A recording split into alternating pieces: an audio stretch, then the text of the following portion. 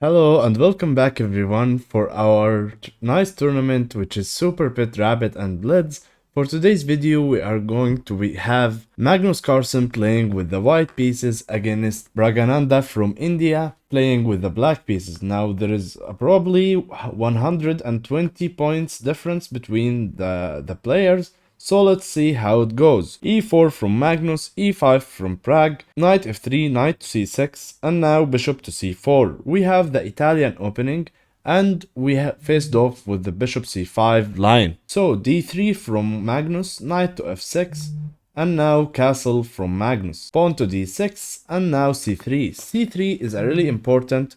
You may think that it's not really doing that much. So why c3 is so important? Because in this position, if you try to play pawn to h3 to stop bishop to g4, now you will have knight to a5 catching off this bishop. After bishop to b5, pawn c6, bishop a4, pawn b5, your bishop is trapped and get traded. And when you're playing the Italian, it is so important to keep that light square bishop because it's one of your most important pieces. So here Magnus played pawn to c3 to face off knight a5 with bishop b5, and after c6, bishop a4, pawn to b5, then bishop to c2, and voila, the bishop is saved. So after pawn to c3, pawn to a6 from black also, to not get kicked out with pawn b4 and a4 and this white expansion. So now white plays pawn to a4 also himself, because right now if knight to a5 ever played, then the bishop could drop easily from a2, and now bishop to a7 from black.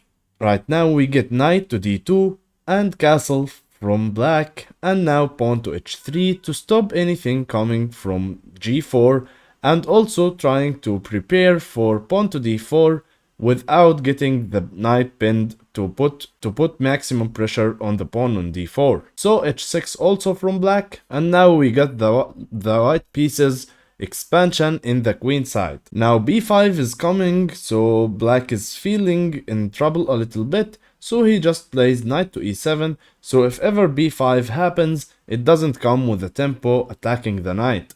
And also there is another idea in the whole Spanish, which is knight to g6 and knight to f4, and also for white, rook to e1, knight f1, and knight g3 heading to the f5 square. So rook to e1 from white, also preparing the same idea, and now knight to g6, and right now the knight on g6 defends the pawn on e5, and black is trying to play pawn to d5 so bad here, because if ever black gets pawn to d5, it's probably estimated as an equal position. So right now Magnus hit the center with pawn to d4.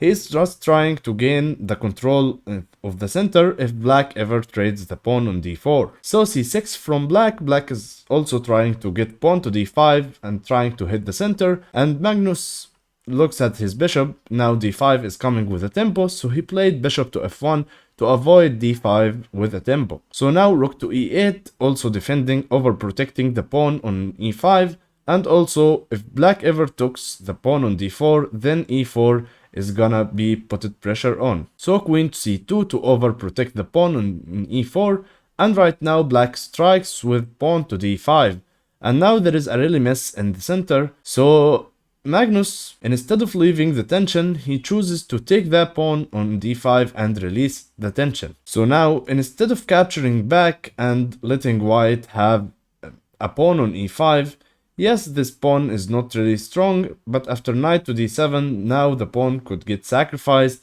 because your knight on g6 is loose. So let's say rook takes e6, then after the trade, you drop the knight on g6 and white will be winning the game. So for that, black decided to take the pawn on d4. Right now, the rook is attacked. Bishop to b2 is really not helping you so much because it will drop you a pawn. After all the trade happens, black will regain the pawn on d5 and be up a pawn. So hence why Magnus traded the rooks first on e8. And after queen takes e8, he don't not recapture back because after takes knight d5, now you got a weak pawn on b4 and also an isolated pawn in the center, and usually an isolated pawn gives you a control of square.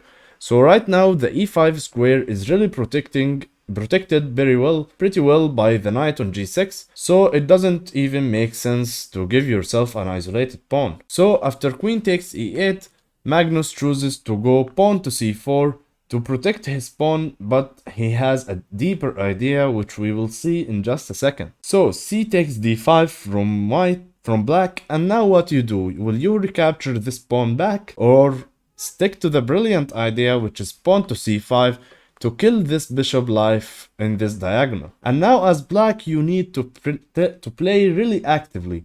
And why is that? Because if you give white a couple of moves, he's gonna recapture the pawn on d4, he's going to put his bishop back on d3, the other knight could get to f3, and the bishop on b2 in this long diagonal, he is gonna attack you pretty hard with this knight on g6 and the knight on f6, and white will get super active. So for that reason, Praggnanandhaa chooses to play actively, and he thrown his knight away in the center on e4. Of course, if you trade, then black is going to recapture with his pawn.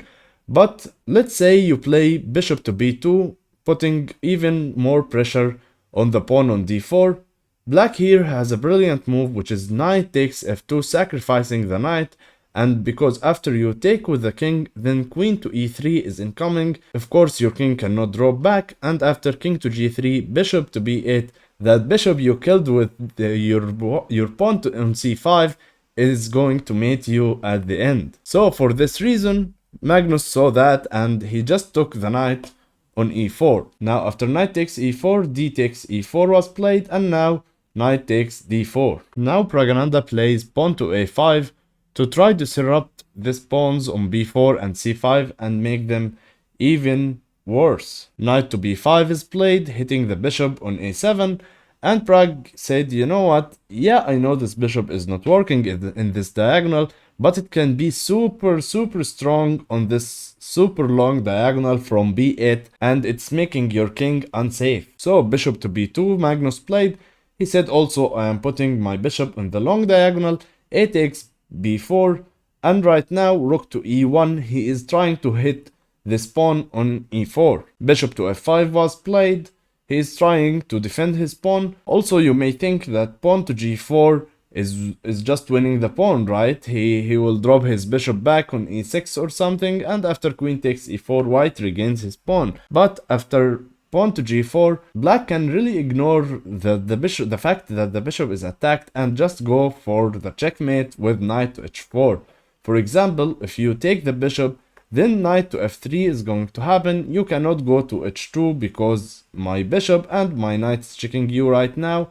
So king g2 or king h1. King g2 is the horrible one because knight takes e1 comes with check and you lose your queen. And after king to h1, knight takes e1, then black is up an exchange and the knight is dropping back easily from d3. So after rook to e1, bishop to f5, Magnus understood that and didn't go for pawn to g4. So he just moved his queen away from the bishop diagonal and goes queen to b3, hitting the pawn on b4. Bishop f4 was played from Praggnanandhaa, and now Magnus said, you know what, it's time for me to play a little bit quiet and just win my pawn back on b4. Queen d7 from Pragg. Maybe there is going to be any sacrifices on h3, but the bishop on f1 is over protecting that square, so we are all good. So we know Magnus, he is the end game magician.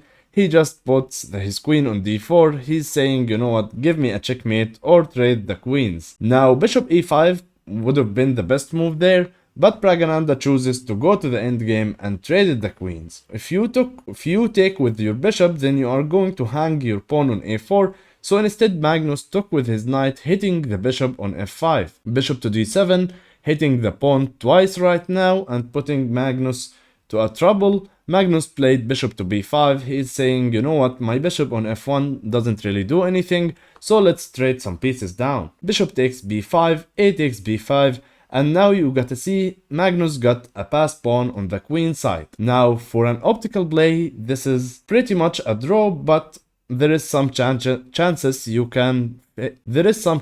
for white with this passed pawn on the queen side. So black is gotta play actively in the endgame, like instead of playing something like rook to c8 and try to hit the pawn on c5, then just knight to b3 defending the pawn, and maybe the rook will enter from the a file and cause you some troubles, or maybe from d1 to d7 and cause some troubles. So Praggnanandhaa chooses to play super actively with the move rook to a2, hitting the bishop, bishop to c3, and now rook to a4. What rook to a4 is threatening, it is threatening rook to c4, hitting both the pawn and both the bishop. So to defend the pawn, Magnus needed to play pawn to c6, and right now a move that is well calculated, which is rook to c4. Now, of course, if you take the pawn on b7, my bishop is just covering that, so black pretty much can easily take the bishop, and the black bishop is covering the queening square.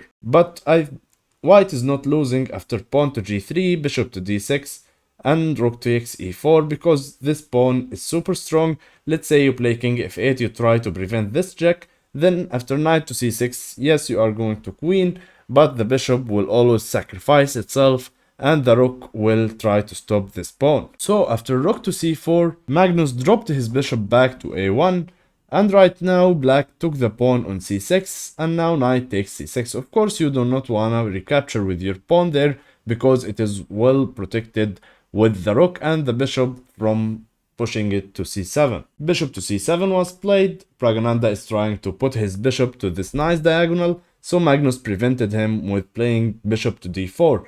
Now, the game is either going to be a draw or Magnus will win due to his endgame skills. We will see in just short time. Knight to f4 from Magnus, and knight f4 is really a sneaky move. And why is that? Because if you try to play pawn to b6 right now, yes, you can see that the bishop is attacked, and you're also going to push your pawn on b7. Of course, first of all, black can just capture your knight, and after pawn to b7, the bishop is covering that square. And also, if you try to put this nice trap hitting both the rook and the knight at the end, black can play the brilliant move, which is rook to c1, and the idea, after you take the rook, then there is going to be knight to e2, and black recaptures the rook, and right now black is even better. So after knight to f4, Magnus played king to f1 to avoid this whole knight to e2 check, and now knight to d5, over protecting the square on b6, and now rook takes e4. So great! Finally, in move 36, white won a pawn. So king h7 was played, and now rook to e1 back. He is trying to put his rook on b1 and try to support the pawn going through. And now knight to b4, he is trying to exchange some pieces. Also, if you take this knight, then after rook takes b4, your pawn on b5 is gone. So Magnus plays bishop to e5, his last trick, that because if you take the bishop, then after knight takes e5, rook to c5, hitting both the knight and the pawn, then there is going to be rook to b1, and the idea, after the knights gets traded, now the rook is behind the passed pawn, and it will support it going through down the board to get queen. So Praggnanandhaa refuses to trade the bishop and played bishop to b6, and now all of the pieces come off the board. Pawn to g3, rook takes b5, bishop f4, rook b2, and the bishop gets offered to trade it, and the players just made an easy draw with the rook in the game with the 3 against the 3, pawn to g6, pawn to h4, pawn h5, and the players agrees to a draw. Now, I hope you enjoyed the video. Make sure to check our latest video on this tournament, and see you in the next videos.